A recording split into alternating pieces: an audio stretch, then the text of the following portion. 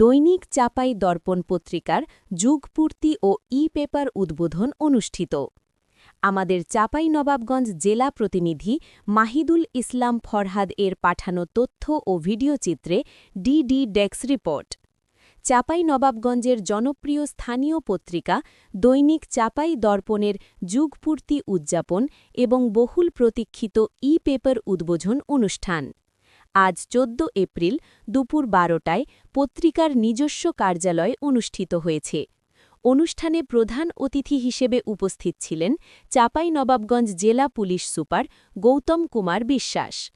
বিশেষ অতিথি হিসেবে উপস্থিত ছিলেন এএনএম ওয়াসিম ফিরোজ। অনুষ্ঠানে সভাপতিত্ব করেন মোহাম্মদ এনামুল হক। উদ্বোধনী আয়োজনে স্থানীয় সাংবাদিক, সুধীজন, গণ্যমান্য ব্যক্তিবর্গ এবং বিভিন্ন শ্রেণী পেশার মানুষের স্বতঃস্ফূর্ত উপস্থিতি অনুষ্ঠানকে প্রাণবন্ত করে তোলে। পত্রিকার সম্পাদক আশরাফুল ইসলাম রঞ্জু তার বক্তব্যে বলেন, ই-পেপার চালুর মাধ্যমে দৈনিক চাপাই দর্পণ সময়ের সঙ্গে তাল মিলিয়ে আরও দ্রুত, সহজলভ্য ও নির্ভরযোগ্য সংবাদ পাঠকের দোরগোড়ায় পৌঁছে দিতে সক্ষম হবে।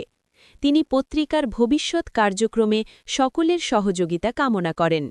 প্রধান অতিথি ও অন্যান্য অতিথিবৃন্দ পত্রিকার উত্তরোত্তর সাফল্য কামনা করেন এবং স্থানীয় গণমাধ্যমের উন্নয়নে এর ভূমিকার প্রশংসা করেন।